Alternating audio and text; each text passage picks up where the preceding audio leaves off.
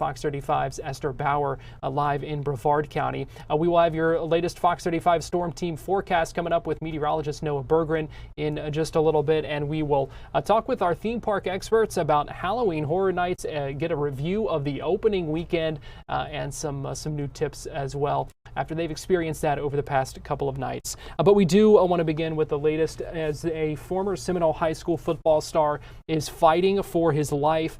Ethan Pritchard is a freshman linebacker for Florida State, shot while driving near Tallahassee last night. And as Fox 35's Stephanie Buffamonte reports, people are shocked this even happened. Stephanie joins us live now. And Stephanie, just an absolutely difficult situation for a lot of people to even hear about. Garrett, most definitely. And as the Seminoles athletic director put it, once a Nole, always a Nole. So this has just been really hard for the community here in Sanford, and many of them have been expressing their prayers and hoping for a speedy recovery for Ethan. Now, Ethan's new coach, the FSU head coach, was actually in the hospital last night with Ethan and his family. He said that it has just been a tough time for the FSU team. They all have heavy hearts today. Thoughts and prayer with Ethan Pritchard and his family. It's obviously an extremely just tragic event. For the young man. From celebrating Florida State's upset win over 8th-ranked Alabama to a heartbroken locker room hours later. I've got a lot of emotions, through it. Officials say Ethan Pritchard was shot on Sunday while visiting family in Havana, just north of Tallahassee. FSU confirms the freshman linebacker is in the ICU in critical but stable condition. Florida State head coach Mike Norvell was with Pritchard and his family in the hospital before his weekly press conference on Monday. We're grateful for all the resources around our players. I'm grateful for their hearts. They love this family that we get to be a part of, and there's a lot of emotions. Pritchard is a Seminole High School grad and was rated among some of the nation's top linebackers before taking his talents to Florida State. So I rushed to ESPN and I saw it and I immediately heart dropped. All I saw was Ethan got shot. Fox 35 news anchor Luann Sorrell's son, Preston Watson, played with Pritchard when they were both Noles. Even if you're not in high school anymore, you still always rep your alma mater. That's still, where home is. And seeing that one of your brothers is in like a critical condition or just something so scary, like it's not a great feeling. The entire Seminole High community is sharing their prayers with the Pritchard family. The school's athletic director said, quote, "We are all rooting for his full and speedy recovery, and we look forward to seeing him back stronger than ever," and added, "Beyond his athletic talents, what makes Ethan truly special is his outstanding character, leadership, and integrity." I wanted to watch him grow and see how he became as a player, and this is just an unfortunate, fork in the road, and I just wish a stable recovery. Now, I actually just got a text from Ethan's dad. He said it's still the same. He is still in the ICU in stable but critical condition, and he was asking for people to continue praying for their family.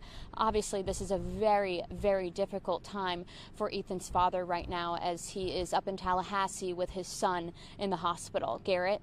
Yeah, you can only imagine getting that news and having to rush up there and still being a lot of questions. I know law enforcement haven't really said a whole lot about the situation and the kind of the details of the circumstances that led up to this. We actually don't really know much other than the fact that he was in Havana, Florida, which is north of Tallahassee, to see family, and that there was a shooting. We were told that there are no suspects at this time, so a lot of questions as to what led up to this shooting and why. All right, Fox 35's Stephanie Buffamonte joining us live now outside Seminole High School in Sanford. We appreciate that update, and thanks for joining us. Thank you. Meanwhile, in Brevard County, the hunt for a killer is continuing. According to Melbourne police, a 2-year-old child was dead and 2 adults now in critical condition after a shooting that happened Friday at a home on Poplar Lane. Officers still out there combing for evidence today. And Fox 35's Esther Bauer joins us live now from outside the Melbourne Police Department, where it just began raining, it appears. And Esther, what's the latest? I know you spoke with a family friend today trying to figure out what happened here as well. Yeah, Garrett, just horror, heartbreak, and so many questions for family friends who say this was an innocent child who had their whole life ahead of them. So they are absolutely devastated overall in the community with this shooting suspect, this murder suspect still out there. There is tremendous fear and hope that someone will come forward to police with more details. A memorial is growing on Monday outside the home where a 2-year-old was shot and killed on Poplar Lane in Melbourne. Oh my God, that is just, it's breathtaking. It's literally breathtaking because she never even had a chance at life. This woman didn't want to show her face on camera because the shooter is still out there, but she's horrified at what happened. It's just a tragedy for the whole community. Jennifer is thankful police are guarding the home. After the triple shooting, she wants more police patrols in the area. But we're not used to a killing of a 2-year-old baby. Officers on scene said they're watching the property because it's still an active crime scene. Family friends are struggling to process the tragedy. I can't fathom it. It's a baby. Christina Desiree has known the victim's family for decades. She absolutely cherished that baby. So, you know, when one mother hurts, everybody hurts there. So I just want to give my sincerest condolences out to them. Melbourne police have not released any information about possible suspects or a motive. Neighbors hope the community can help track down the killer.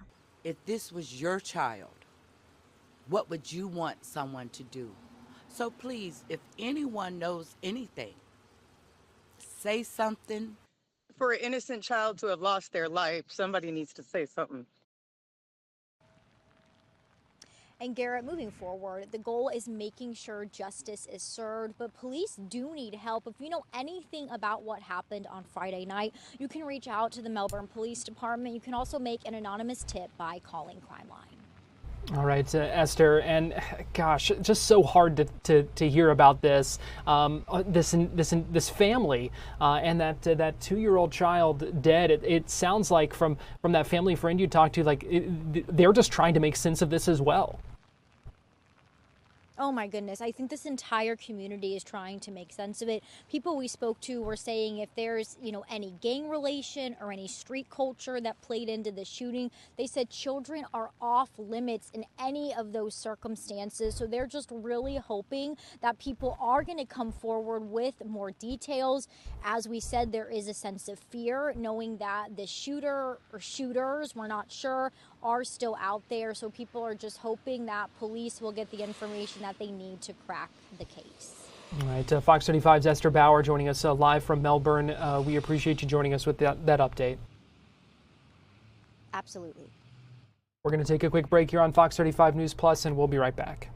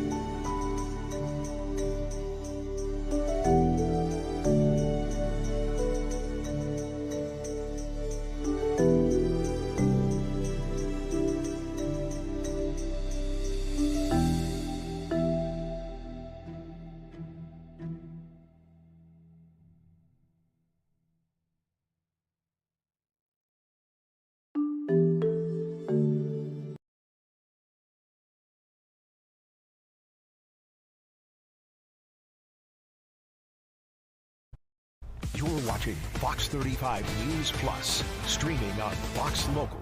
Fox 35 Storm Team meteorologist Noah Berggren joins me live now. And Noah, this isn't exactly great weather for a day off of work for so many people. No.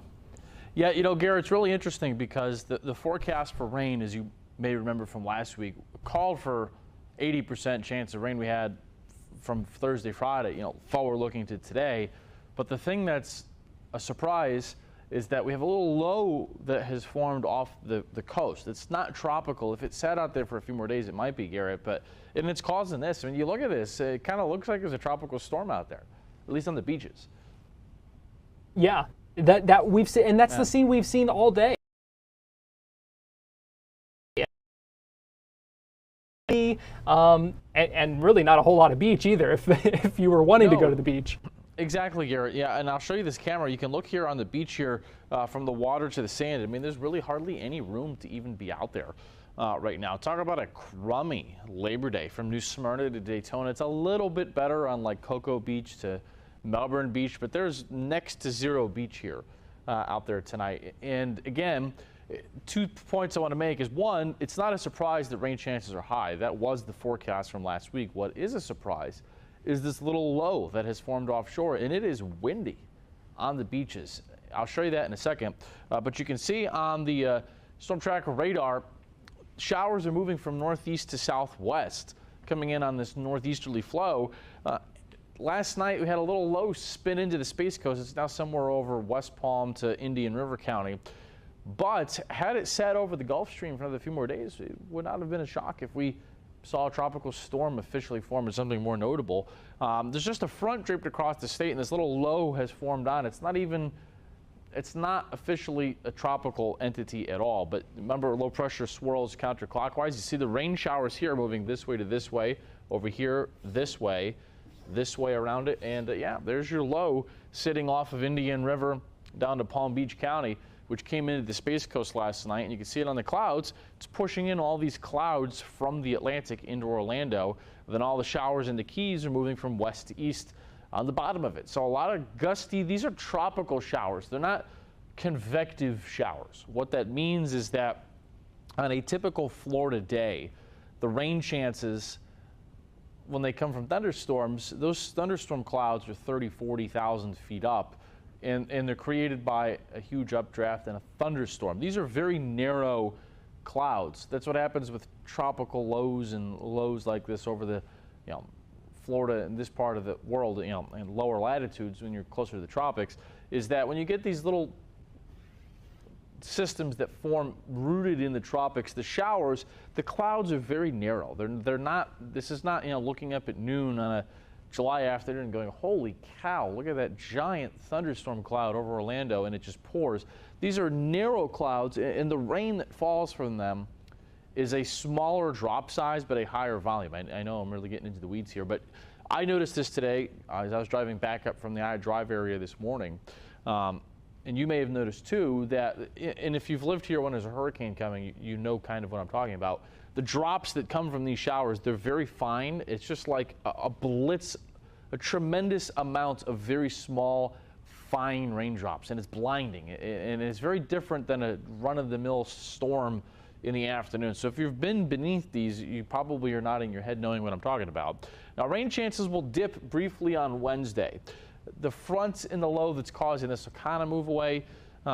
And then we'll just go back to more typical afternoon storm chances later this week. Temperatures overnight down into the mid-70s. Tomorrow, warmest readings will be the further inland you get where there might be some more sun. About 90 Winter Haven and Clearmont. Stuck somewhere in the mid-80s, just 85 for a high tomorrow in New Smyrna Beach. And temperatures right now, you see 92 West Palm, 91 Miami, 91 Fort Myers and Tampa, 87 Tallahassee, 79 Jacksonville. Not an ideal day at Evermore. A lot of people visiting Orlando, I'm sure, for Labor Day weekend. And sadly, is it ideal? Definitely not. But is it horrible? No, it's not horrible, but definitely it's not ideal. The theme parks and the tourist attractions on the south end of Orlando. Temperatures right now, you see just 78 New Smyrna and Daytona with a wind. Does not feel pleasant, and there's really not even that bad of a heat index anywhere. Warmest readings are in the mid-90s south of town.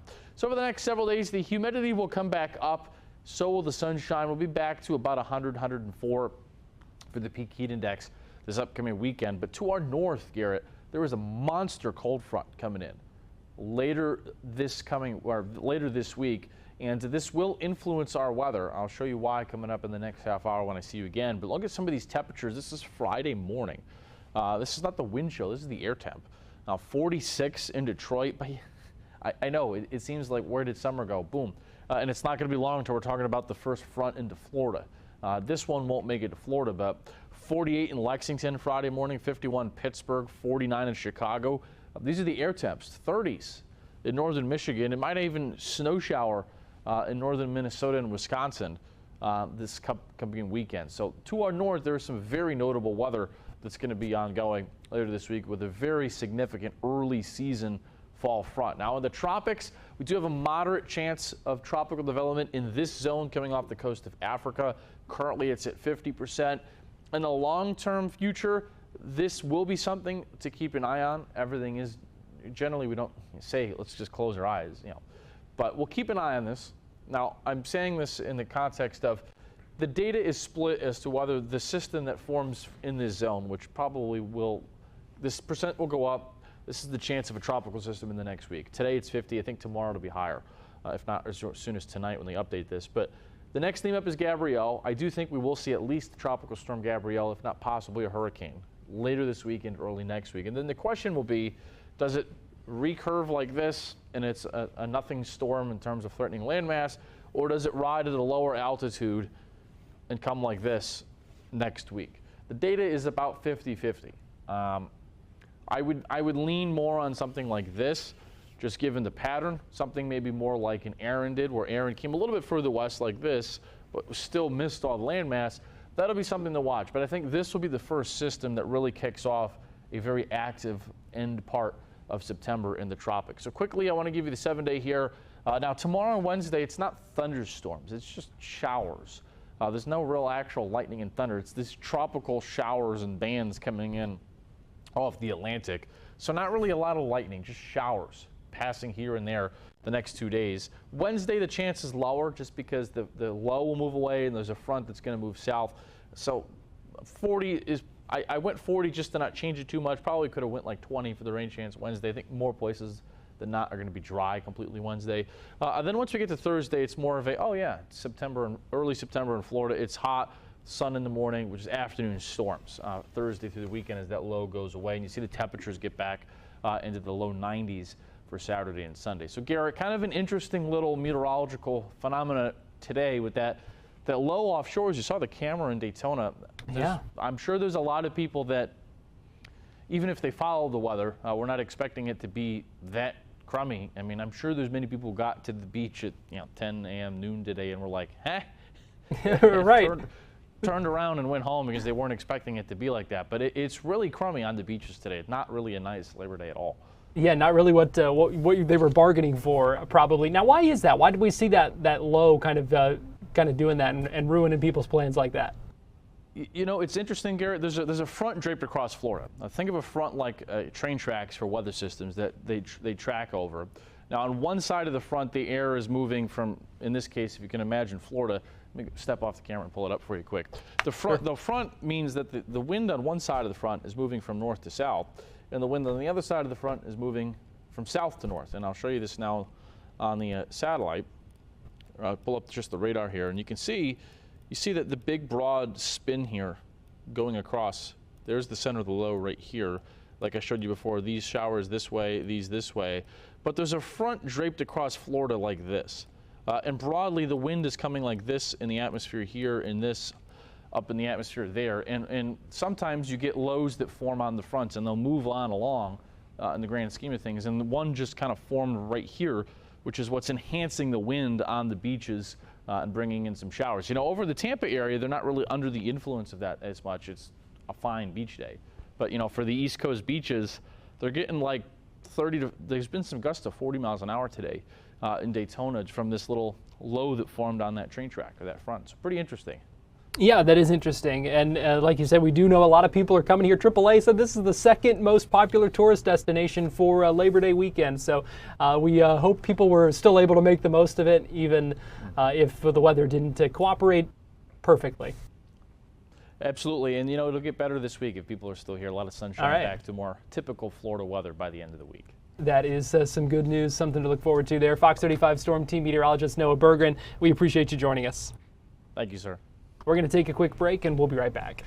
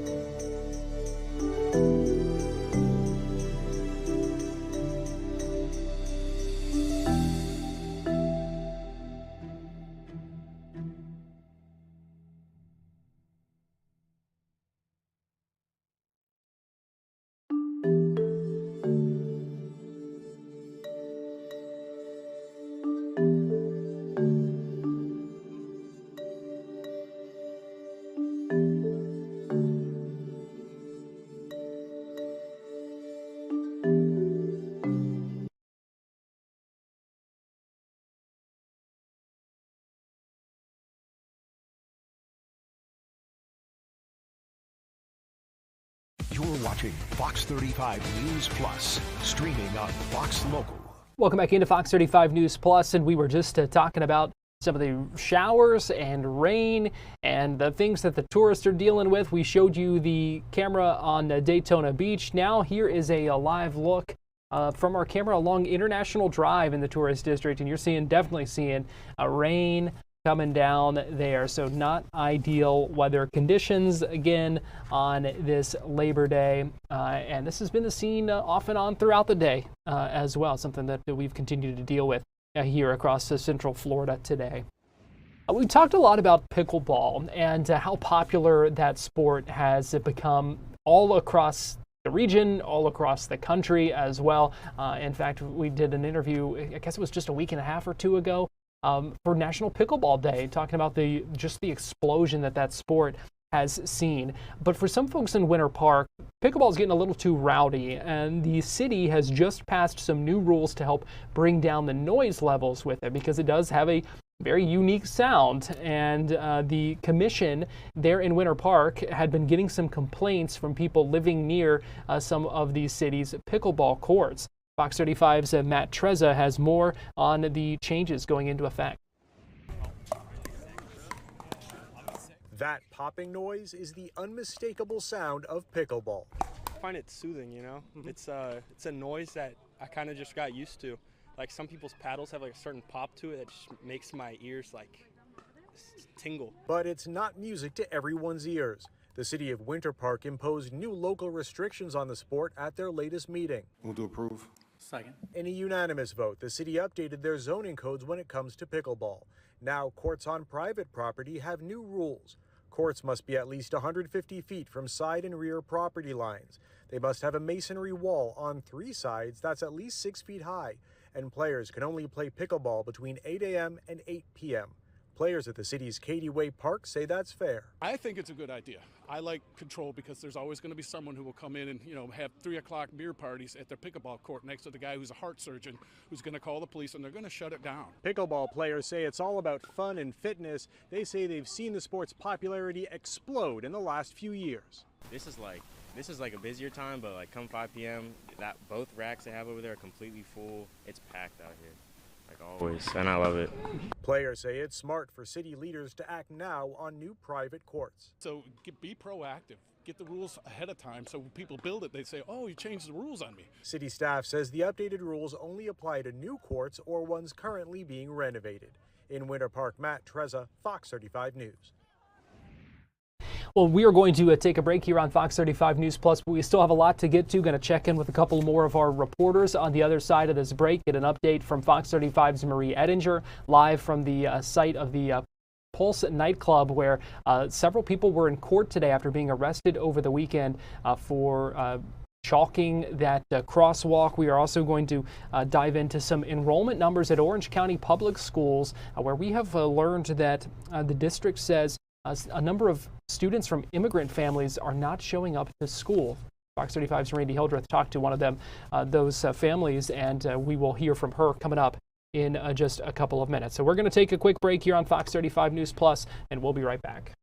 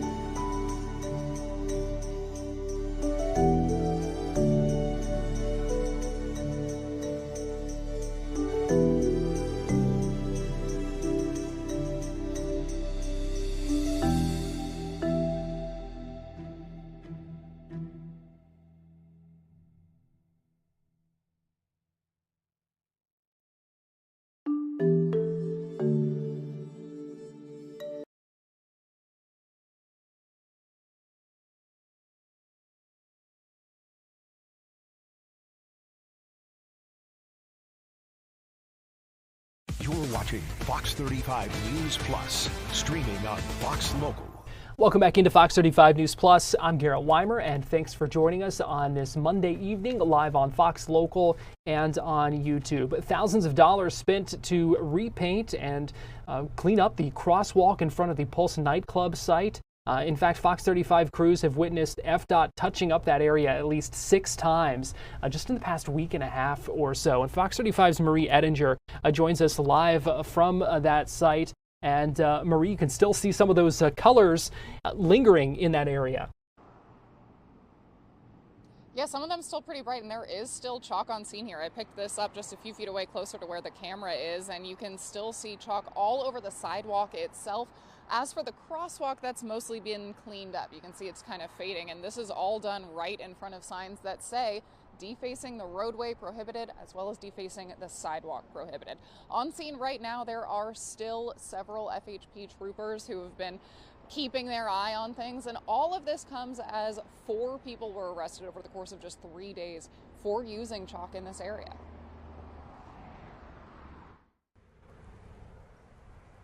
Protesters throughout the day stopped by the Pulse nightclub, dropping off chalk. More showed up to color outside Orlando City Hall.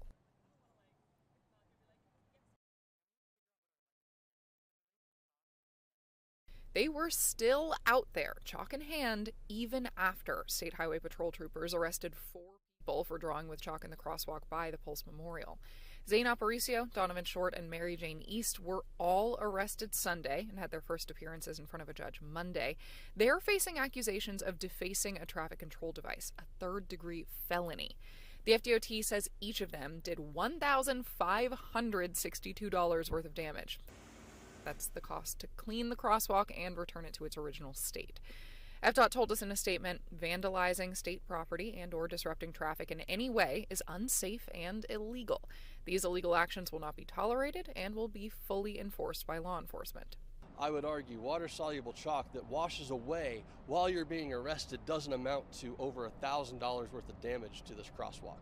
Your Honor, defense has a probable cause challenge. Blake Simons is representing the chalk artists. East and Aparicio were able to leave the jail today on their own recognizance, but Short got sent back in. FHP filed a second separate complaint against her for criminal mischief, a second-degree misdemeanor. This is selective law enforcement, and they are out there to intimidate and try to keep people from exercising their free speech. Sebastian Suarez was arrested Friday when FHP says he put chalk on his shoes and walked through the crosswalk outside Pulse. At his first appearance, the judge said authorities did not have probable cause for his arrest, so that case was dropped.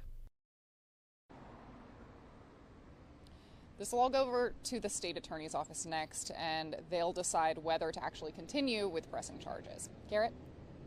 Hey, Marie, we heard the attorney kind of questioning the cost of this. Do we know what that kind of breakdown is? Is that mostly labor costs or kind of where that number is coming from?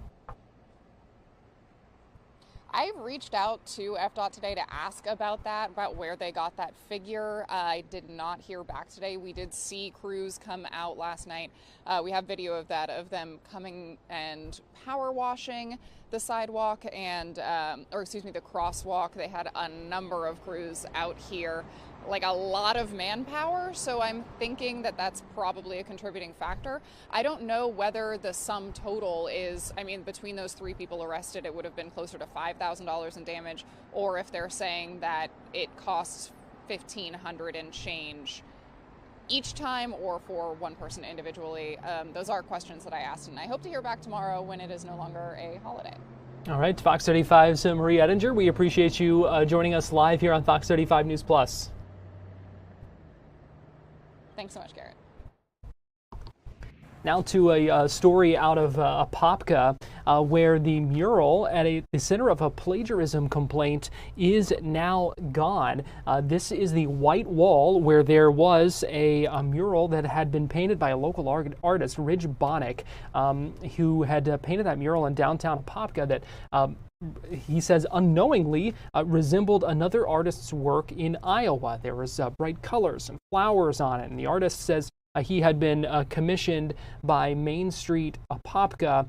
They had been coordinating with the original artist for credit and compensation after this kind of confusion over this mural and its inspiration and what it looked like. You heard the kind of complaint that it resembled that other artist's work very closely. Now, Bonnick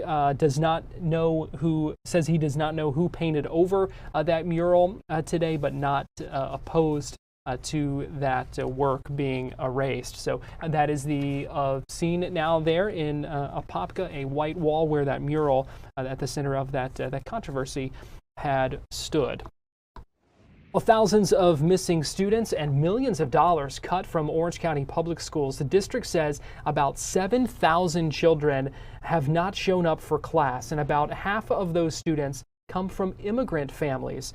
Fox 35's Randy Hildreth spoke to one family who says they are afraid to send their child to school. Randy joins us live now. And Randy, this appears to be a widespread concern.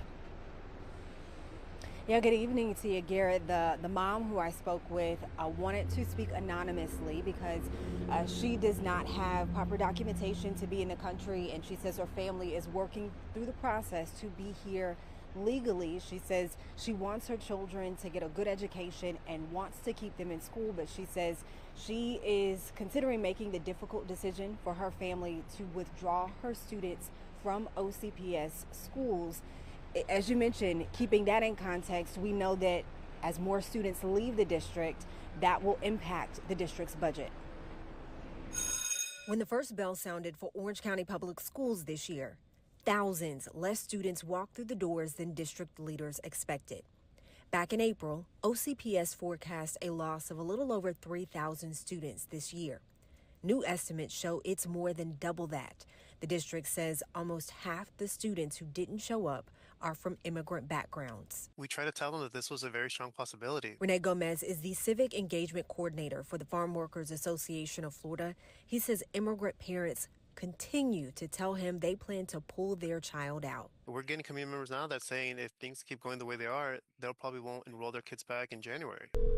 I spoke with one parent by phone who wanted to remain anonymous. She's in the process of obtaining legal immigration status. Through a translator, she told me dropping her 2 kids off at school each day. Con miedo. She said with fear. She says as ICE activity increases near schools, she's considering withdrawing her children and is exploring virtual school. Obviously, education is very important to her and her family, but she does have to worry about the safety. As enrollment dips, OCPS is nervously watching its budget. The district was already preparing for $28 million less in funding because of enrollment declines. With even fewer students showing up, they could lose an additional $25 million. How are we going to make sure we are serving all of our students? School board member Stephanie Vano says OCPS has issued a hiring freeze on instructional positions and will try to shift teachers to other schools if their position is cut. Vano says the district will meet next week to discuss its budget and likely discuss these new impacts. Leaving the area because they were afraid to exist. And so I'm just very disheartened and disappointed and very concerned about what is happening right now. And it's important to put these numbers in context. These are early estimates from the district, but it is on their radar. They do plan to do an actual student count in October, and they will use that to nail down how they plan to move forward. Reporting tonight, Randy Hildreth, Fox 35 News.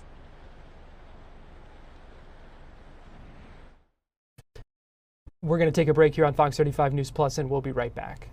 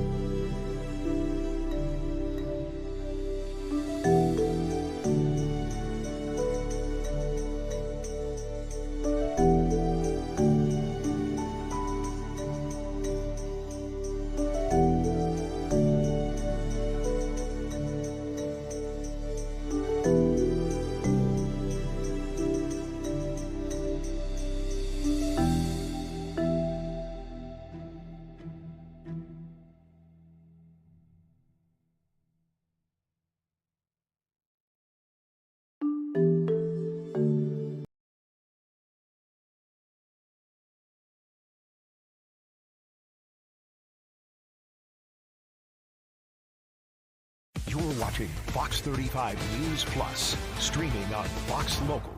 Fox 35 Storm Team meteorologist Noah Berggren joining me live now. And Noah, we were talking about the tourists kind of getting the short end of the stick this weekend. Yes. And then in the next block, I took the camera from International Drive and it was pouring the rain. Yeah, you know, not exactly ideal for Labor Day here, but it is what you bargain for when you come to Florida for Labor Day in the 4th. Part of it. There's a lot of storms. That's why, you know, a lot of people come for Thanksgiving or November, December. But yeah, this is always a chance when you come here in this time of the year is that you get this. Maybe not quite this significant. Now, I should add, the camera is zoomed in, which is part of why it's shaking so much. But it is really windy. The sustained wind there is 27. There's been some gusts of tropical storm force, which are 39 or higher miles an hour. This is from the Evermore Resort, not exactly a resort kind of day. But you can see on the visible satellite, it might be challenging to see a little bit, but there's this strong onshore flow into the central peninsula of Florida. It's creating these strong, gusty onshore winds. Temperatures tonight into the mid-70s. Tomorrow, about mid-80s at the beaches, maybe a 90 spot or two once you get west of Orlando. Rain chances will dip briefly Wednesday, and then they go back to a more typical rain coverage Thursday, Friday, and Saturday. All right, so this is the weather map aloft, and you can see there's a lot of clear air up in the Ohio Valley, up into New England, also back across the Mountain West. Things are pretty clear. It's really just Florida and the Gulf Coast. You can see, though, tonight from the I-Drive area, as soon as it was downpouring earlier, now it's done from the tourist district. All right, so here's the notables tonight. It's quite breezy with showers again expected for tomorrow. Some of the showers will be briefly very heavy. They're not convective showers. They're tropical showers, meaning they're a high volume of very small raindrops out there. Hotter and more typical Florida weather comes back in for later this week, and the tropics are going to really start to heat up, I think, about this time next week. Temperature where the clouds have been, it's stuck in the low 80s. It's only 82 in Ocala, 79 in Jacksonville, 86 in Melbourne, 92 more sun in West Palm, 91 currently in Miami. Big win last night for the U down there. Big weekend, though, for Florida football between Florida State, UCF, USF, the U, Queen's sleep of all the teams in the Sunshine State. 79 right now, Daytona 78, Titus 80 in Sanford, 85 in Orlando. And there's really not that much humidity to speak of, at least out there for tonight. So the heat index is going to come up into the weekend, back to where it should be about this time of the year. I'd say somewhere about 100 to 102 once we get to Friday and Saturday. Temperatures across the country, it's fall-like for sure in New England, in the Northeast. Just 75 now in New York, 72 in Boston, 75 in Syracuse, 76 in Pittsburgh, 77 in Raleigh, 88 Nashville, 73 in Chicago, 69 Kansas City, 78 Sioux Falls, 88 so in Nashville, 80 in Atlanta. So there's really not a lot of major hot weather to speak of, at least out there as of tonight, 5:44 p.m. In the airports, despite being windy and showery, no major delays tonight in any of our local area airports. So in the tropics, we will watch this zone. Remember, this map tells you where there could be a tropical system that forms in the next week. Medium chance in this orange zone. Now, I do think we will see Gabrielle form out of that. I'll talk about this more in a second. But in this orange zone, we'll keep an eye on it into next week. Probably will become Gabrielle, but I'm not sure it's going to be a threat to us. We'll see, though, in the coming days. This was 20 years ago this week. We were tracking the cleanup from Katrina. A very big week in hurricane history in the Gulf and in Florida. We had Katrina a few days ago. The Labor Day hurricane, 1935, was 90 years ago today. Strongest hurricane ever hit the U.S. or Florida by a huge margin. It was a high-end Cat 5 through the Florida Keys 90 years ago in 1935, and this was 20 years ago this week with Katrina. So on the visible satellite out there, first of all, I want you to notice with the dust product, there's not a lot of dust anymore. We're at that time of the year where the dust has gone away. But there are some clouds and disturbed weather here off the coast of Africa. This is that tropical wave that could become Gabrielle into the next 7 to 10 days. But look across the central Atlantic and into the Caribbean. There's really not much to point to on the map tonight. Historically, the peak of hurricane season is about next week, September 10th. But the majority of the hard hitters and the big storms often occur after the second week of September. So there's still a long way to go in this hurricane season. Now, something that is at least, and I don't say this, I choose my words carefully, and I don't say this, lightly, I mean to say. This is a little bit of a concern, how much heat is just sitting here in the Caribbean, through the Keys and off of Florida's east coast. We have really had no tropical activity into the Caribbean, off of Florida's east coast, or in between Cuba and the Keys so far this year. We haven't had anything, and what's that done? Well, it's helped to prop the water up super hot. You can still see that little channel right here. This is where Aaron tracked a few weeks ago. The amount of heat content for tropical systems in the water has come down a lot. So for the remainder of the season, hurricane season, remember, is a marathon, not a sprint. We'll take each system, wherever it is, with a grain of salt. When we need to take it serious, we'll get worried, but we'll take each one by one as they come. But something I do want to point out is that this is a lot more heat in the water this time than we had last year right now in early September. And you can see the query here of extreme ocean heat. Well, the tangible effect and impact to us, what that means is that if there was a hurricane coming right here and it was going this way, once it got to this area here, it would strengthen significantly so compared to how it was previous. So even if it was already a 4, it would go up a lot. And the same is true down here, even more so. You know, if a system tried to form in the Western Caribbean and go through this, like an Ian or something else, there's explosive development potential where all these deep reds are through the rest of September and October. You know, it's possible entirely that no hurricanes go through this or this area, but if they do, it's really has my attention. There's a lot of high-end potential for systems if they go through where that very hot water is, even compared to average in the Western Caribbean and off of Florida's east and south coast. So Gabrielle is up next, then Humberto, then Imelda. A reminder, the names are recycled every 6 years. So this naming list you're looking at right here was the 2019 list. And of that, they're all the same except one is more notable. Dorian is not on here. So this is the 2019 list right here. Dorian was the Cat 5 that ripped through the Bahamas, was once thought to be a threat to us here. That's replaced with Dexter from this year. So if you're wondering, because we get this question a lot, I wanted to start mentioning that more if you are wondering that yourself. The names get recycled every 6 years. There's 6 lists of names, and they only come off if a storm is deadly or extreme catastrophic, then the name gets retired and they insert a new name. So that's where the naming list comes from. But the 7-day, just some showers tomorrow, Wednesday. We'll go back to more of a typical Florida pattern for Thursday into the weekend with just scattered showers and storms Thursday through the upcoming weekend. But Garrett, right now, nothing concerning in the tropics, but it's early September, it's Labor Day. Generally from now through Halloween is the overwhelming majority of hurricane activity. So for now, knock on some wood, I don't have any in front of me. Things are okay for us, but now is really the time, the next 2 months, when we should keep close eye every day with the tropics. Yeah, so don't take this a little bit of a lull for granted, is what you're saying. Yeah, and yeah, you know, prime example, Garrett, is this time last year. You and I could have been having this exact weather hit this same day last year. And remember, Debbie, Helene, and Milton all happened at the end of September and early October. Milton was in October, and Helene was at the end of September, the last few days of the month. So, and last year it was quiet this time too, and look what happened in the end. So, just perspective, still a long way to go for us to be in the clear for this hurricane season. Yeah, that's a good point. Fox 35 Storm Team Meteorologist Noah Berggren, we appreciate you joining us. Thank you, sir. We're going to take a break, and we'll be right back.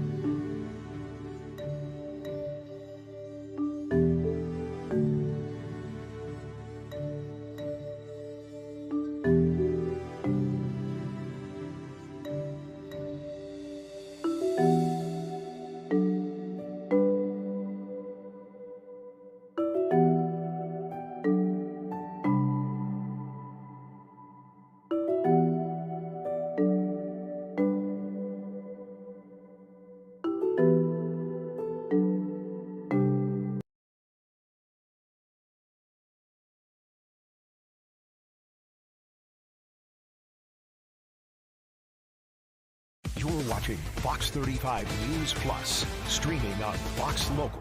Welcome back into Fox 35 News Plus. Opening weekend for Halloween Horror Nights at Universal is in the books. And earlier today, I spoke with Theron White, the lead publisher from Everything You Need to Know, EYNTK.info, to talk about some of the haunts and the highlights and his advice for folks who may be heading out. As I go every single year, I'm always a big fan, but I have to say that since COVID, we have not had a year, I think, that has been this solid between the scare zones, some of the special entertainment, the roaming characters, the houses. It was hard to find anything that wasn't just exactly what I was hoping for at this event. And that is a great, great thing. When I look around and I ask friends, a lot of people cannot pick what their favorite house is, and that's rare. Normally there is a standout ultimate winner, and everyone is going back and forth. Is an original house, an original storyline their favorites? Is one of the intellectual properties like Five Nights at Freddy's, Terrifier, Fallout, or WWE, is that their favorite? And that's what's great, is so many of these houses and scare zones are so well done this year that there doesn't appear to be a winner, but the overall winner is us for going to Horror Nights. Yeah, I was going to say, I mean, that's a great problem to have if you have trouble picking out what the winner is, or and that kind of thing. That's great. Yeah, I have now been into every single house and I've walked through all of the scare zones. I've been able to rarely see Art the Clown as he goes throughout the park and roams. And while I think I have a favorite, I'm definitely going to go through multiple more times to kind of be able to pick. But like I was saying, that's what's so great about it. Some of these original story houses are amazing. I think my favorite right now is the Dolls Let's Play Dead. It's the one that was actually able to tour for the Unmasking the Horror Tour and see the behind the scenes. So maybe I'm getting a little biased just because I kind of know the story some more. But going through there, it's colorful, it's different. A lot of the storylines are so unique, and that rolls out even into the lands as well. I know that we have talked about some of the scare zones where we have like the Cat Lady of Crooked Lane. It's so good. Seeing the zombies in front of the Mel's dying is so fantastic. I think that is what's so great, is there is a very, very diverse amount of storylines going on. So if you like this, there's something there for you. If you don't necessarily like this, that's okay. Go to the other side of the park and there's probably something waiting for you there. We've talked about all these different elements for so long. I have some questions for you. So I want to know about the Terrifier house, and we've talked a lot about the kind of the wet path. You did that? Yeah, I did get to go through it, and I think the house is fantastic. I think it's very accurate to some of the kills and the gore and the aggressiveness of Art the Clown and the Terrifier franchise. But I gotta be honest, I think the wet path through there, I think it's been a little overhyped. There was people that were talking about like, oh, you're gonna like drown in this area and you're gonna come out soaked. Is it the most wet that I've ever gotten in a haunted house? Yes. But I mean, it's big drops of water. You're not being sprayed with a hose or anything. And I don't think you need to like bring a big rain jacket. Now, maybe it was just the night that I went on, they had toned it down a little bit. But from other people that I've talked to, while we enjoy it and the idea is fun, I don't think it's as crazy as people say. Now, it is very gory on the inside. If you're not a fan of that, this house might be too intense for you. But I don't think that the water aspect should scare you away from it. Now take us through the Five Nights at Freddy's elements, because I know there's a few different things here, and what your take was on those. The Five Nights at Freddy's house is not the scariest for the event, but I don't think being the scariest is necessarily going to make you the winner. But when it comes to accuracy, for the video game and for the film, I don't know if they could have gotten about any more accurate. We have real animatronics. We are walking through Freddy Fazbear's Pizzeria. When I turned the corner and got to see the facade for the first time and the music was playing, I almost got chills. I was like, this is the movie set. This is exactly what it looked like. And as you're going through the house, they've got some of the smaller scares. They've got like the performers jumping out at you. They've got the little cupcake animatronic that comes out and scares you. And then they have full-size puppeteered characters, and they look so good. I mean, they are, I think, as accurate as you can possibly get. I do know that Halloween Horror Nights worked with the Jim Henson team to recreate these exactly how they looked into the film. So if you love the film, if you love the game, I really, really think that this is the most accurate portrayal that they could have possibly done. Okay, so if that's not the scariest, what is the scariest? I believe that the Jason Universe house is the scariest. There's a lot of houses that have good jump scares, but the Jason Universe house is a lot like last year's Insidious. It is relentless. The first half is very accurate to the films. You're going to kind of see some of the scares that happened in the original couple of films back from the 80s. But when you get to the second half, you're going to actually go outside and see a bit of a callback from the first film. And then it's almost a solid minute of there is a person on your right and there's a person on your left, and it will go back and forth and back and forth. And you're walking down this tunnel, and every scare actor can get you 3 or 4 times. It's very dark. There's strobe lights, there's loud music, and it is, I mean, just relentless. So because of that, if you're not someone who likes to be surrounded, scared, and claustrophobic, that house might be too much for you. But if you're a Jason fan, you will absolutely see Jason in this house probably 40 times. When I talked to you on Friday, we were talking about the necklace for some of the maybe more scaredy cats out there, like myself probably. Did you have the chance to check that out?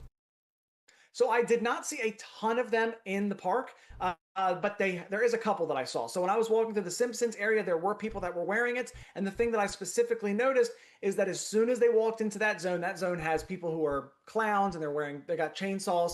And so as soon as those people got near any of the chainsaw people, they not only deactivated their chainsaw, turns it off, they would actually walk the opposite direction. So I can't confirm that for every single zone and know exactly what happens, but for the ones I did see, it seemed like they were giving those people a very wide, at least 10 feet distance. And so the people that were wearing the necklaces, if that's what you want, if you don't want to get scared, but you like enjoying the vibes and the design, that's something that could work for you in the scare zones. But I do want to note, it does not work in the houses, just the scare zones. Fair game if you head into one of the haunted houses. Yeah. There are some things that are different there as well, Theron, because of the construction to Hollywood Rip Ride Rocket and those kind of things that are going on. So what do we Rip Ride Rocket and those kind of things that are going on? So what do we need to know? What did you see that is kind of different? Yeah, so for this year, you're going to be able to, queue up and get ready in line and wait for the houses, but they're doing it differently this year because of Hollywood Rip Ride Rocket. That's a lot of demolition, that's a lot of crane work and steel, so they need to get safely people beyond that coaster back to some of their sound stages. That does mean you're going to have a lot more walking, and there's a lot more foot traffic when you're trying to get back to those areas. But it comes with some positives. Because you're waiting in the sound stages, a majority of those houses are now going to be either covered or fully air conditioned. So if you're willing to take a couple more steps, go around those backstage areas, not only do you get a look into kind of Universal's operation, which I as a theme park fan love to see how that stuff works, and you can kind of see the demolition of Hollywood Rip Ride Rocket, but once you get back there, you're going to have more AC and more shade, especially for those first couple of hours when you're still out in the sun. I think that's a major win, because not only are you going to stay more cool, but when you're in those buildings, it's also going to help your eyes be adjusted for the house. So when you walk into these really dark haunted houses, it's a lot easier to see.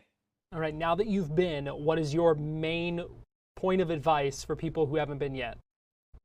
The Five Nights at Freddy's house dominates every single night when it comes to the wait times. It's not uncommon for that house to start with a 3-hour wait. So if you show up there right at the beginning and you can get there before it gets to that really big wait time, go for it. If not, wait till later in the day. I did it yesterday at about 11:30 and it had a 90-minute posted wait. I only waited 49 minutes. So it's still close to an hour, but for a house that was saying 3 hours, that's a lot better than that. And that's what happens, is right at the beginning, it's going to get slammed. So if you can be in those first couple of hundreds of people, you really get your pick. But if you're coming in with the crowds 30 minutes later, it might be better to head towards all the way in the back of the park. Head to some of those like Fallouts. We've got Gulkin, Dolls Let's Play Dead, Hatchet and Chains. Some of those would be a better one to go and check out first, and then go backwards to the front of the park and check out those other ones out a little bit later. So some good advice there if you're heading to Halloween.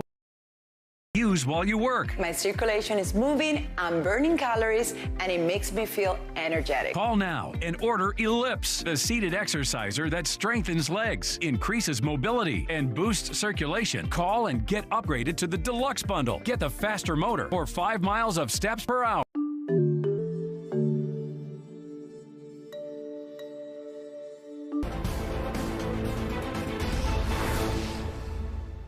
Welcome into Fox Weather at Night. I'm meteorologist Ari Sarsalari. Nice to have you here with us on a Labor Day Monday. Hopefully you had a nice holiday. I know a lot of people have been traveling a lot over the last few days, so we'll definitely hit that forecast.